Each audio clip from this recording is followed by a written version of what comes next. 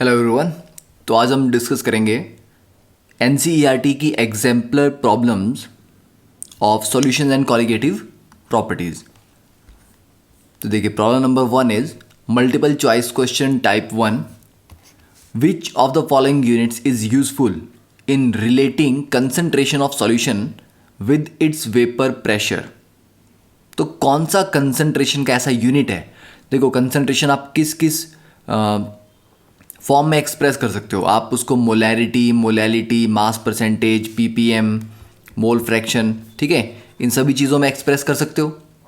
ठीक है, तो कंसंट्रेशन को एक्सप्रेस करने के हमारे पास बहुत सारे डिफरेंट यूनिट्स हैं, पर कौन सा ऐसा यूनिट है कंसंट्रेशन का जिसको आप उसके वेपर प्रेशर के साथ बड़े अच्छे से रिलेट कर सकते हो कि मतलब अगर कंसंट्रेशन के उस यूनिट में कुछ चेंजेस होते हैं तो वेपर प्रेशर में भी उसी तरह से चेंजेस होंगे। तो बड़े ध्यान से इस क्वेश्चन को पढ़ना। It is a very good question कि which of the following units is useful in relating concentration of solution. ठीक है, कि कंसंट्रेशन ऑफ सॉल्यूशन को उसके वेपर प्रेशर के साथ रिलेट करना है, उनके बीच में रिलेशन होना चाहिए कि डायरेक्टली प्रोपोर्शनल है कि नहीं है, क्या है। अब देखो, हमारे पास इस चैप्टर में कौन कौन से फॉर्मूलाज आते हैं। एक हेनरीज लॉ के अकॉर्डिंग आता P is equal to K H into X. K H को हटा दें तो P is directly proportional to X. तो जो वेपर प्रेशर है, ठीक है, या जो पार्शियल प्रेशर होगा P, वो x के डायरेक्टली प्रोपोर्शनल है। और x यहाँ पर क्या है? Mole fraction. तो अगर x को मैं डबल करता हूँ, सॉल्यूट की मोल फ्रैक्शन को मैं डबल करता हूँ, तो प्रेशर भी डबल हो जाएगा। तो मैं सॉल्यूशन की कंसंट्रेशन मतलब उसकी मोल फ्रैक्शन को डबल कर रहा हूं, तो वेपर प्रेशर डबल हो रहा है, तो उनके बीच में ये रिलेशन एस्टेब्लिश हो गया ना। ठीक है। दूसरा, अगर आप रॉल्स लॉ के अकॉर्डिंग देखते हैं तो पी ए, अगर ए कंपोनेंट का प्रेशर हम मेजर करते हैं तो वो आएगा P naught A into X A. तो देखो, पी नॉट ए अपने आप में एक कांस्टेंट वैल्यू है। इसका मतलब P A is directly proportional to X A. X A को मैं डबल करूंगा तो पी ए भी डबल हो जाएगा। तो जहां पर भी हमने इस चैप्टर में पार्शियल प्रेशर को या वेपर प्रेशर को कंसंट्रेशन के साथ रिलेट किया है, कंसंट्रेशन में हमेशा मोल फ्रैक्शन ही यूज की है ना। आपने कभी ऐसा नहीं लिखा कि pressure is directly proportional to molality, ठीक है ना, लिखा नहीं। ऐसा नहीं मैं बोल सकता कि आप लिख नहीं सकते, पर सबसे यूजफुल इस चैप्टर में मोल फ्रैक्शन ही रहा है। हमने जगह जगह मोल फ्रैक्शन को प्रेशर के साथ डायरेक्टली प्रोपोर्शनल दिखाया है। तो answer will be first one. अब देखिए question number 2। On dissolving sugar in water at room temperature solution feels cool to touch. मतलब जब आप रूम टेम्परेचर में पानी में चीनी डिसॉल्व करते हैं तो सॉल्यूशन थोड़ा सा ठंडा फील होता है। इसका मतलब क्या हुआ कि जब आपने पानी में शुगर ऐड किया तो टेम्परेचर डिक्रीज हुआ। मतलब इस शुगर ने डिसॉल्व होने के लिए पानी का थर्मल एनर्जी को यूज़ किया, तो पानी का टेम्परेचर थोड़ा सा कम होगा। ठीक है, क्योंकि थोड़ी सी एनर्जी जो है पानी की वो शुगर के पार्टिकल्स को डिसॉल्व करने में लगेगी, तो पानी का थोड़ा सा टेम्परेचर कम होगा। तो ये रिएक्शन कैसा है? एंडोथर्मिक। तो यहाँ पर एनसीईआरटी ने बहुत स्मार्टली डिफाइन किया है कि रिएक्शन यहाँ पे एंडोथर्मिक है। अब एंडोथर्मिक रिएक्शन का मतलब क्या है कि इसको हीट चाहिए। अगर हीट दोगे तो ये रिएक्शन फास्ट होगा, मतलब डिसोल्यूशन ऑफ शुगर फास्ट होगी अगर हीट दोगे तो। अब बोल रहा है कि under which of the following cases dissolution of sugar will be most rapid. Sugar crystals in cold water, ठंडे में तो नहीं डिसॉल्व होंगे, ठीक है ना। फास्ट पूछ रहा है, सबसे फास्ट किस में होगा? तो क्योंकि एंडोथर्मिक रिएक्शन है, इसको हीट चाहिए, तो सबसे ज़्यादा हीट कहाँ है? फोर्थ ऑप्शन में, ठीक है ना। पाउडर्ड भी है, क्योंकि सरफेस एरिया ज़्यादा होगा तो रेट ऑफ डिसोल्यूशन भी मैक्सिमम होगा। तो सेकंड का option 4। Now the question number 3 is at equilibrium the rate of dissolution of a solid solute in a volatile liquid solvent is. Equilibrium की बात कर रहे हैं। देखो, वॉलेटाइल लिक्विड सॉल्वेंट, तो वाटर भी तो वॉलेटाइल है, ठीक है। वॉलेटिलिटी पानी की उतनी ज़्यादा नहीं है, पर फिर भी पानी वॉलेटाइल तो है, ठीक है। आसपास से हीट एब्जॉर्ब करके धीरे धीरे वेपराइज होता है। तो किसी भी वॉलेटाइल लिक्विड सॉल्वेंट में सॉलिड सॉल्यूट डाला हो और इक्विलिब्रियम की बात हो रही है तो क्या होगा, सॉल्यूट जितनी जल्दी डिजॉल्व होगा उतनी स्पीड से वो बाहर भी आ जाएगा क्रिस्टलाइज होके। ठीक है, तो सॉल्यूट जो डिजॉल्व है that is in equilibrium with solute that is undissolved. ठीक है, तो rate of dissolution is equal to rate of crystallisation. ठीक है, क्योंकि बात इक्विलिब्रियम की हो रही है। Now the fourth question, a beaker contains a solution of substance A. ठीक है, ध्यान से इसको पढ़ना है। बीकर में सब्सटेंस ए का सॉल्यूशन है, मान लो NaCl का सॉल्यूशन है। Now the precipitation of substance A takes place. ठीक है, क्या हो रहा है, प्रेसिपिटेशन हो रही है when small amount of A is added to solution. हमारे पास बीकर में ऑलरेडी एक सॉल्यूशन था, किसका सॉल्यूशन था, ए का। ठीक है, तो यहां पर हमने स्मॉल अमाउंट ऑफ ए फिर से ऐड किया और उससे सडनली क्या हो गया, प्रेसिपिटेशन स्टार्ट हो गई। तो ये कौन सा सॉल्यूशन होगा, आपको आप बोलोगे कि सर सैचुरेटेड। ठीक है, कि मतलब जो आपने एक्स्ट्रा डाला वो, देखो इसने ये नहीं बोला कि आपने जो ये स्मॉल अमाउंट डाला ये जाके नीचे बैठ गया, ये बोल रहा है कि इसके डालने से प्रेसिपिटेशन स्टार्ट होगी, मतलब जो ऑलरेडी डिजॉल्व था वो भी नीचे बैठने लग गया। तो ऑब्वियस सी बात है कि ये सैचुरेटेड नहीं है, it's a case of super saturated solution. Super saturated solution में अगर आप थोड़ा सा भी एडिशनल सॉल्यूट डालते हैं तो वो सॉल्यूशन इतना अनस्टेबल होता है कि थोड़ा सा भी एक्स्ट्रा सॉल्यूट डालने से उसमें प्रेसिपिटेशन स्टार्ट हो जाती है। ठीक है, तो आई थिंक आपने ये थ्योरी में ऑलरेडी कवर किया हुआ है, आपको एक्सप्लेन किया गया है। तो it's a super saturated solution. Then the question number 5, maximum amount of solid solute. ठीक है, कि मैक्सिमम कितना सॉलिड सॉल्यूट। ठीक है, और ध्यान देना सॉलिड पे, that can be dissolve in a specified amount of a given liquid solvent does not depend on. ठीक है, तो मान लो कि पानी में कितना नमक डिजॉल्व कर सकते हो, ये किस पे डिपेंड नहीं करेगा, टेम्परेचर करेगा। गर्म पानी में नमक जल्दी डिजॉल्व होगा, ठंडे में नहीं होगा जल्दी डिजॉल्व, तो टेम्परेचर पे तो डिपेंड कर रहा है। नेचर ऑफ सॉल्यूट, अब पानी में नमक कितनी फास्ट डिजॉल्व होता है और चीनी कितनी फास्ट होती है या कोई और सॉलिड चीज़ कितनी जल्दी होती है, ये तो सॉलिड पे भी डिपेंड करेगी। ठीक है, कि नमक को तोड़ने में, उसके आयंस को सेपरेट करने में क्या एनर्जी चाहिए, शुगर को ब्रेक करने में क्या एनर्जी चाहिए, तो नेचर ऑफ सॉल्यूट पे भी डिपेंड करता है, प्रेशर पे डिपेंड नहीं करता। पानी में नमक डिजॉल्व हो रहा है, इसको कोई लेना देना नहीं है कि बाहर एटमॉस्फेयर में प्रेशर हाई है या लो है, तो प्रेशर पे डिपेंड नहीं करता क्योंकि बात सॉलिड सॉल्यूट की हो रही है। गैसेस सॉल्यूट होता तो हेनरीज लॉ के अकॉर्डिंग प्रेशर पे डिपेंड करता। ओके, तो I think that is clear. Now the question number 6, low concentration of oxygen in the blood and tissues of people living at high altitude is. देखो Heights पे जब हम पहाड़ों में रहते हैं, ठीक है, वहाँ पे हमारी बॉडी में, ब्लड में concentration of oxygen is low. Low concentration का मतलब क्या है, देखो हेनरीज लॉ के according P is directly proportional to X। ठीक है ना, तो कंसेंट्रेशन लो है अगर ऑक्सीजन की, तो उसकी मोल फ्रैक्शन भी तो लो होगी ना, ये X of O2 will be क्या होगा, लो होगा। तो ये अगर ये लो है तो ऑब्वियसली बात है प्रेशर ऑफ O2 भी क्या होगा, लो। तो मतलब हवा में ऑक्सीजन का जो प्रेशर है वो भी कम है। ठीक है, तो हाइट्स पे क्या होता है, एटमॉस्फेरिक प्रेशर कम होता है कि ज़्यादा होता है, दैट इज लो। ठीक है, तो एटमॉस्फेरिक प्रेशर कम होगा इसलिए उसमें O2 का जो पार्ट है वो भी कम होगा। ठीक है, now the 7th question, considering the formation, breaking and strength of hydrogen bond, predict which of the following mixtures will show a positive deviation from Raoult's law. हमें यहां पर यह भी देखना है कि फॉर्मेशन के लिए क्या एनर्जी लगती है, ब्रेकिंग के लिए, और स्ट्रेंथ ऑफ हाइड्रोजन बॉन्ड किस में अच्छा और बुरा होगा। तो पॉजिटिव डेविएशन की बात पूछिए। देखो पॉजिटिव डेविएशन तब होती है अगर आप A और B को मिलाते हो। पर ए और ए के बीच में जितनी स्ट्रॉन्ग अट्रैक्टिव फोर्स है, बी और बी के बीच में जितनी अच्छी फोर्स है, ए और बी के बीच में उतनी अच्छी नहीं है। ठीक है, अब अगर मिथेनॉल की बात करें CH3OH, तो मिथेनॉल और मिथेनॉल के बीच में किस तरह की फोर्सेस होती हैं? H bonding. ठीक है ना, अल्कोहल के दो मॉलिक्यूल्स के बीच में H बॉन्डिंग होगी।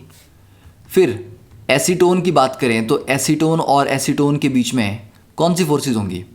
डाइपोल, क्योंकि O पे आएगा पार्शियल नेगेटिव, कार्बन पे आएगा पार्शियल पॉजिटिव। ठीक है, तो दो एसीटोन के मॉलिक्यूल्स के बीच में डाइपोल डाइपोल फोर्सेस होंगी। अब जब इनको इकट्ठे रख दोगे, अल्कोहल और एसीटोन के बीच में H बॉन्डिंग हो नहीं सकती, तो मतलब A और B के बीच में जो फोर्स है, ठीक है ना, देखो अल्कोहल और इसके बीच में एसीटोन के बीच में कैसी फोर्स होगी? Dipole dipole. तो वो H बॉन्डिंग से स्ट्रांग है क्या? नहीं है, H बॉन्डिंग ज़्यादा स्ट्रांग होती है। तो ऑब्वियस ही बात है कि A और B के बीच में जो फोर्सेस आ रही हैं वो A और A के बीच की फोर्सेस से वीक हैं। तो अल्कोहल अल्कोहल के बीच में H बॉन्डिंग है, जबकि अल्कोहल और एसीटोन के बीच में उससे कम स्ट्रांग फोर्स लग रही है, दैट इज डाइपोल डाइपोल। तो इसके केस में पॉजिटिव डेविएशन आने के चांसेस ज़्यादा हैं। फिर क्लोरोफॉर्म और एसीटोन की बात करते हैं। क्लोरोफॉर्म क्या है? CHCl3। तो 3 क्लोरीन होने की वजह से पार्शियल नेगेटिव कार्बन पे कुछ ज़्यादा ही पार्शियल पॉजिटिव चार्ज आ जाता है। ठीक है, तो क्लोरोफॉर्म और एसीटोन के बीच में भी जो फोर्सेस होंगी वो कैसी होंगी? Dipole dipole. अब देखो बात ये है कि जब नॉर्मल दो एसीटोन थे, इनके बीच में फोर्स कैसी थी? Dipole dipole force.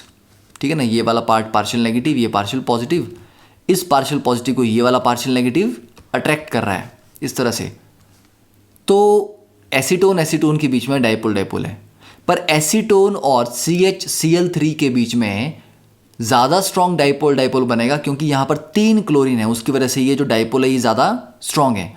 तो क्लोरोफॉर्म और एसीटोन के बीच की जो बॉन्डिंग है डाइपोल डाइपोल वो थोड़ी ज़्यादा स्ट्रॉन्ग है। तो मतलब A और B के बीच की बॉन्डिंग AA और BB के बीच की बॉन्डिंग से ज़्यादा स्ट्रॉन्ग है। ठीक है, तो यहाँ पर नेगेटिव डेविएशन, और ये आपने NCERT में एग्जाम्पल पढ़ा भी होगा। ठीक है, नहीं पढ़ा तो उसको पढ़ लो और याद कर लो।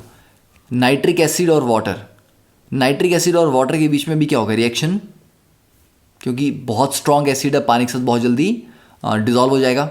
ठीक है, तो nitric acid is HNO3 HONO2।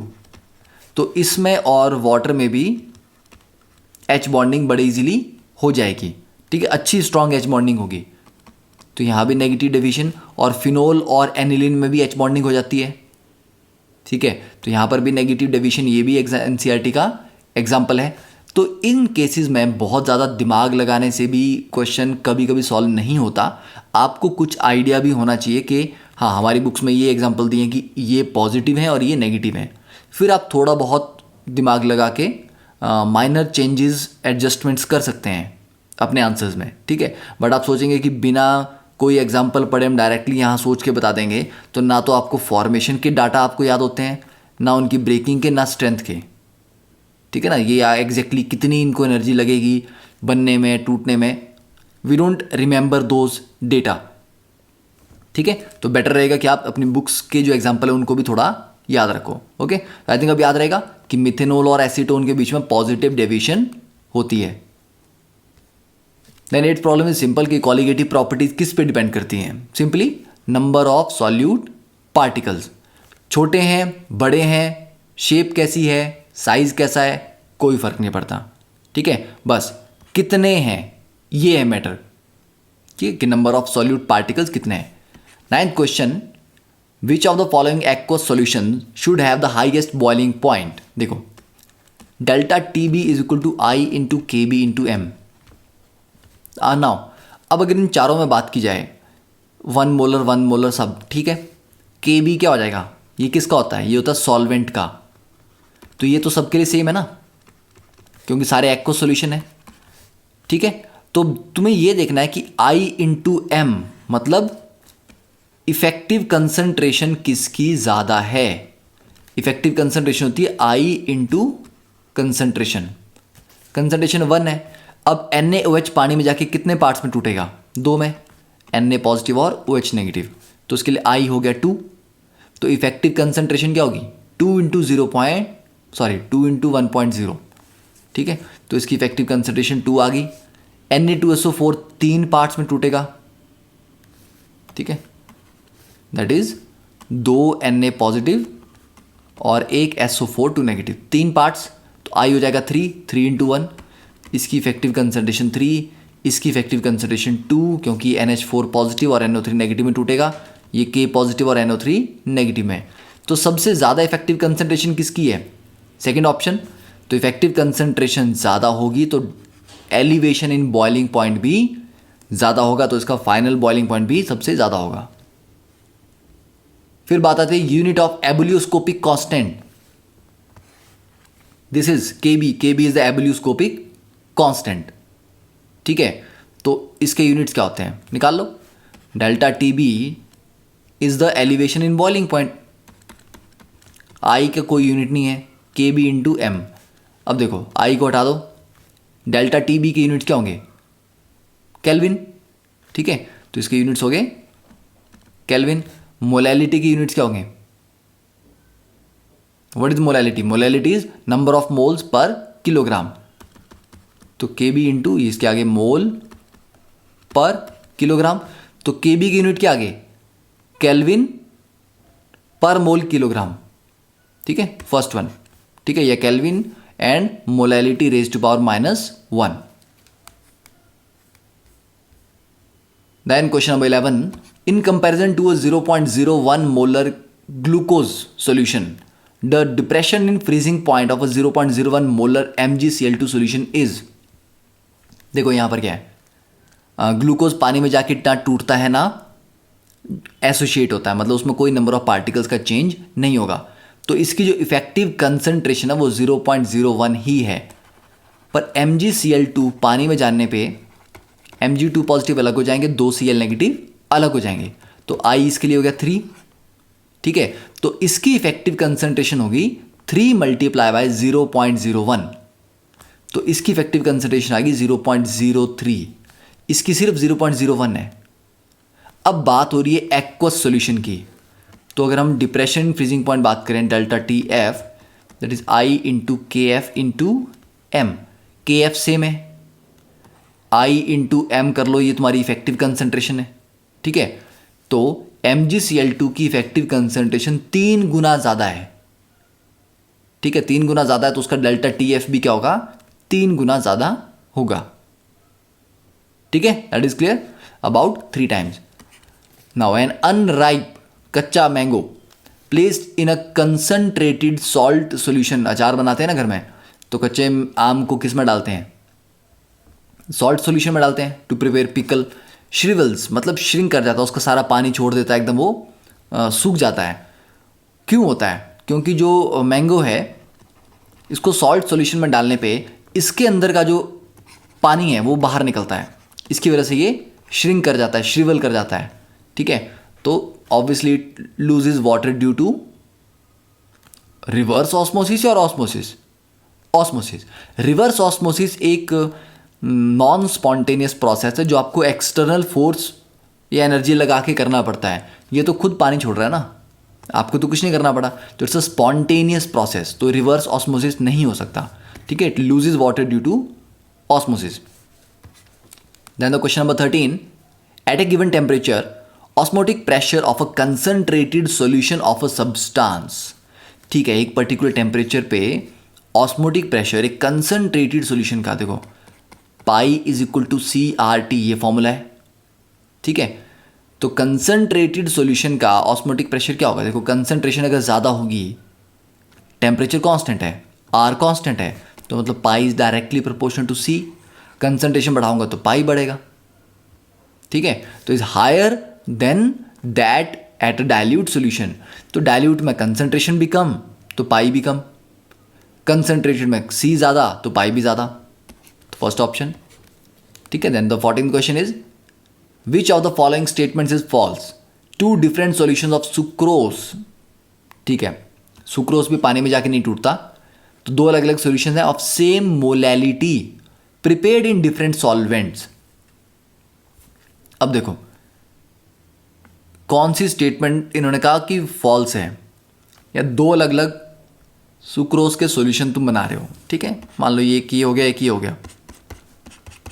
अब इन्होंने बोला है will have the same depression in freezing point, मतलब दोनों का डेल्टा टी एफ सेम होगा। अब डेल्टा टी एफ का फॉर्मूला क्या है, आई इंटू के बी इंटू एम, ठीक है, दूसरे में भी यही होगा, सॉरी नॉट के बी, आई इंटू के एफ इंटू एम। अब यहां पर देखो क्योंकि सुक्रोज है तो आई तो दोनों का 1 हो गया, सेम मोलैलिटी, एम भी सेम हो गया। ये के एफ किसका होता है, now this is a good question, ये के एफ होता है सॉल्वेंट का। अगर दोनों सॉल्वेंट अलग अलग हैं, कहा ना इन्होंने 2 डिफरेंट सॉल्यूशंस, ठीक है, इन डिफरेंट सॉल्वेंट्स, अगर दोनों सॉल्वेंट अलग अलग हैं तो के एफ भी अलग होगा, अलग होगा तो डेल्टा टी एफ की वैल्यू बराबर तो आ नहीं सकती। तो अगर ये बोल रहे हैं कि they have the same depression in freezing point, तो ये तो गलत पॉइंट है। तो क्वेश्चन में क्या पूछा है कि कौन सी स्टेटमेंट फॉल्स है, तो फर्स्ट स्टेटमेंट इज फॉल्स, ठीक है। सेकंड भी देख लेते हैं, the osmotic pressure of a solution is given by the equation pi is equal to C R T, this is correct, pi is equal to C R T अभी पढ़ा हमने। Third मतलब okay no this is not false, मतलब ये correct statement है। Third one is decreasing order of osmotic pressure for 0.01 molar aqueous solutions of BaCl2, KCl, acetic acid, sucrose, क्या होगा, देखो BaCl2 पानी में जाके 3 पार्टिकल देगा तो उसका 0.01 इंटू 3 हो जाएगा 0.03। KCl 2 पार्टिकल देगा, एसिटिक एसिड भी 2 पार्टिकल देगा, पर एसिटिक एसिड का यहां पे डिफरेंस क्या आ रहा है, इसके भी 2 पार्टिकल बनते हैं, इसके भी 2 बनते हैं, फिर इन दोनों को हमने डिक्रीजिंग ऑर्डर में ऐसे क्यों लिखते, दोनों को बराबर क्यों नहीं लिखा, क्योंकि KCl 100% आयनाइज करता है, तो I क्या होता है 1 + n-1 इंटू अल्फा। KCl के लिए अल्फा 1 है, एसिटिक एसिड एक वीक एसिड है, वो 100% आयनाइज नहीं करता, उसके लिए अल्फा की वैल्यू 8 या 10% के आसपास होगी, तो उसका I कम होगा। तो यहाँ से कंफर्म होता है कि CH3COH के लिए जो I की वैल्यू है that is less than I for KCl, ठीक है, अल्फा की वजह से। और सुक्रोस में तो ये डिसोशिएट करेगा ही नहीं, I 1 होगा, तो 0.01 ही इफेक्टिव कंसंट्रेशन है, ठीक है। फिर according to Raoult's law the vapour pressure exerted by a volatile component is directly proportional to mole fraction, हाँ PA is directly proportional to XA, ठीक है। तो बाकी 3 ऑप्शन करेक्ट हैं, पहली फॉल्स है। फिर 15th question, the value of वैंट of factors for KCl, 2 particle बनते हैं तो 2 है, NaCl के लिए 2 है, K2SO4 के लिए 3 है, ठीक है। Now question number 16, which of the following statements is false, the units of atmospheric pressure and osmotic pressure are the same. Atmospheric pressure के यूनिट क्या होते हैं, ATM में ले लो, mm ऑफ मर्करी में, मतलब प्रेशर के यूनिट्स है ना। ऑस्मोटिक प्रेशर भी क्या प्रेशर है, तो ऑब्वियसली बात है कि यूनिट्स तो सेम होंगे, ठीक है, तो ये ट्रू है। Second, in reverse osmosis RO solvent molecules move through a semi-permeable membrane from a region of lower concentration to a region of higher concentration. Lower concentration of solute से नहीं, ये रिवर्स ऑस्मोसिस में नहीं होता, ये osmosis में होता है, तो इट्स अ फॉल्स स्टेटमेंट, ठीक है ना। रिवर्स ऑस्मोसिस में क्या होगा, हायर कंसंट्रेशन ऑफ सॉल्यूट से लोअर कंसंट्रेशन ऑफ सॉल्यूट में जाते हैं, ठीक है। बाकी 2 ऑब्वियसली बात है कि बाकी 2 लास्ट पॉइंट जो होंगे वो ट्रू होंगे। देन द वैल्यू ऑफ, चलो इसको भी देख लो, relative lowering of vapour pressure RLVP is a dimensionless quantity, क्यों, because relative lowering of vapour pressure किसके बराबर होता है, मोल फ्रैक्शन ऑफ सॉल्यूट, और मोल फ्रैक्शन एक डायमेंशनलेस क्वांटिटी है, ठीक है। And I seriously hate when these tractors are passing by, ठीक है। मेरे लिए तो अच्छे दिन तभी आएंगे जब इन ट्रैक्टर्स में भी अच्छी क्वालिटी के शॉकर्स लगाए जाएंगे, इतना शोर करते हैं। अब देखो next question, the value of Henry's constant K H. अब क्लास में तुम्हें बताया है के एच सॉल्वेंट पे भी डिपेंड करता है, गैस पे भी डिपेंड करता है और टेम्परेचर पे भी डिपेंड करता है। Now K H is inversely proportional to solubility. ठीक है ना, बताया था ना, गैसेस की बात हो रही है यहाँ पे। और टेम्परेचर भी इनवर्सली प्रोपोर्शनल होता है सॉल्युबिलिटी के। तो K H is directly proportional to temperature. ठीक है, तो के एच की वैल्यू क्या लिखेंगे हम, it increases with increase in temperature. फिर value of Henry's constant K H is, देखो मैंने कहा ना K H is inversely proportional to solubility. तो जिस गैस की सॉल्युबिलिटी ज़्यादा है उसका के एच कम होगा। ठीक है, तो K H is greater for gases with lower solubility. ठीक है, तो देखो सारे के सारे एनसीईआरटी के क्वेश्चन बहुत कंसेप्चुअल क्वेश्चन हैं, इनको सॉल्व करने से आपके सारे के सारे थ्योरी के पॉइंट्स रिवाइज ही हो रहे हैं। Then the question number 19, consider the figure 2.1। ठीक है, this is the figure 2.1 and mark the correct option. यहाँ पर पिस्टन एक फ्रेश वाटर है, प्योर, ठीक है, सॉल्वेंट। दूसरी तरफ क्या है, कंसनट्रेटेड NaCl सॉल्यूशन। ठीक है, नमकीन पानी है। And this is not 8 PM, this is SPM। ठीक है, सेमी परमेबल मेम्ब्रेन। ठीक है, तो बात करते हैं। अब देखो एक तरफ प्योर सॉल्वेंट है और एक तरफ सॉल्यूशन है। ठीक है, तो होगा क्या, कंसंट्रेशन इक्वलाइज होने की ट्राई करती है और सेमी परमिएबल मेम्ब्रेन के थ्रू सॉल्यूट पार्टिकल तो इधर उधर नहीं जा सकता। ओके, तो जब सॉल्यूट पार्टिकल नहीं जाएगा तो कौन जाएगा, सॉल्वेंट जाएगा। और सॉल्वेंट के फ्लो को ऑस्मोसिस बोलते हैं। पहली ऑप्शन देखते हैं, water will move from side A to side B if a pressure lower than osmotic pressure is applied on piston B।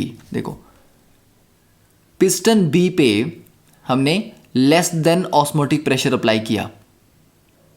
Okay, इसका मतलब क्या है, कुछ नहीं है। इसका मतलब यही है कि अभी रिवर्स ऑस्मोसिस स्टार्ट नहीं हुआ है और ऑस्मोसिस रुका भी नहीं है, क्योंकि अगर pressure is equal to osmotic pressure apply कर दें हम तो ऑस्मोसिस रुक जाता है। इससे ज़्यादा अप्लाई कर दें तो वो उल्टा हो जाता है, रिवर्स हो जाता है। उससे कम रखें तो चलता रहता है। मतलब यहाँ पर नॉर्मल क्या होगा, फर्स्ट ऑप्शन में ऑस्मोसिस होना चाहिए। ऑस्मोसिस में क्या होता है, कौन सी चीज़ कहाँ जाएगी, water will move from side A to side B if a pressure lower than osmotic pressure is applied on piston B। Yes, that is correct. ठीक है, यहां से पानी लेफ्ट से राइट मूव करेगा। ठीक है, from a low concentration of solute to a higher concentration of solute. ठीक है, तो A से B में जाएगा अगर यहां पर हम less than osmotic pressure apply कर रहे हैं, तो ये तो करेक्ट है। Then water will move from side B to side A if a pressure greater than osmotic pressure is applied on piston B। ठीक है, अगर greater than osmotic pressure apply कर दिया यहां से तो ऑस्मोसिस रिवर्स हो जाएगा। तो फिर वाटर मॉलिक्यूल यहाँ से यहाँ B से A की तरफ ट्रैवल करेंगे, तो A में और साफ पानी इकट्ठा होता जाएगा और B में यहाँ पे क्या होगा, वाटर इधर जा रहा है, वहाँ क्या बचेगा, NaCl ज़्यादा बचेगा, मतलब कंसनट्रेटेड ब्राइन सॉल्यूशन बचेगा। तो ये तो होता है रिवर्स ऑस्मोसिस जो आपके घर में फिल्टर लगे होते हैं। ठीक है, सेकेंड ऑप्शन भी करेक्ट है नाउ, है ना। अब ये तो देख के पता लग रहा है कि A और B में बिल्कुल उल्टा लिखा हुआ है। ठीक है ना, मतलब अगर A करेक्ट होगी तो B भी करेक्ट होगा, क्योंकि प्रेशर एक में कम है तो फ्लो लेफ्ट से राइट है, अगले में प्रेशर बढ़ा दिया तो फ्लो राइट से लेफ्ट हो गया। Third option is water will move from side B to side A if a pressure equal to atmosphere osmotic pressure. नहीं, देखो जब pressure equal to osmotic pressure apply कर देते हैं तो नेट फ्लो जीरो हो जाता है, कि ऑस्मोसिस रुक जाता है, तो ये तो गलत है। ठीक है, and water will move from, हाँ यहाँ पर भी इक्वल टू ऑस्मोटिक प्रेशर लगेगा तो कुछ नहीं होगा। तो first two options are correct. Then the question number 20, we have 3 aqueous solutions. NaCl का A है, मतलब इसको हमने A बोला सॉल्यूशन को। फिर अच्छा तीनों ही हैं, NaCl के ही तीनों हैं, A, B और C। A में कंसंट्रेशन 0.1, B में 0.01 और C में 0.001। तो यहाँ पे वेंट ऑफ फैक्टर की वैल्यू पूछी गई है। ठीक है, अब देखो अच्छा क्वेश्चन है ना। थर्ड में कंसंट्रेशन बहुत कम है तो वेंट ऑफ फैक्टर, तो ये बेवकूफ़ी मत करना। यहाँ पे वेंट ऑफ फैक्टर सिंपली क्या होता है, 1 + n-1 अल्फ़ा। ठीक है, NaCl 2 पार्टिकल देता है और अल्फ़ा उसके लिए 100% होता है। तो NaCl का वेंट ऑफ फैक्टर हमेशा 2 होगा। कोई फ़र्क नहीं पड़ता कि सॉल्यूशन कितना कंसंट्रेटेड है। It's a good question. ठीक है, कंसंट्रेशन चेंज कर दिए पर वेंट ऑफ फैक्टर का कंसंट्रेशन से कोई रिलेशन ही नहीं होता। ठीक है, तो इस तरह के छोटे मोटे जो कन्फ्यूजन क्रिएटिंग प्रॉब्लम्स होती हैं उनमें थोड़ा ध्यान से स्टेटमेंट पढ़ के आंसर देना है। ठीक है, तो I think that is all for this lecture. Next lecture we will start from the question number 21। ठीक है, and then we will complete the more than one option correct type भी कंप्लीट करेंगे। Okay, thank you.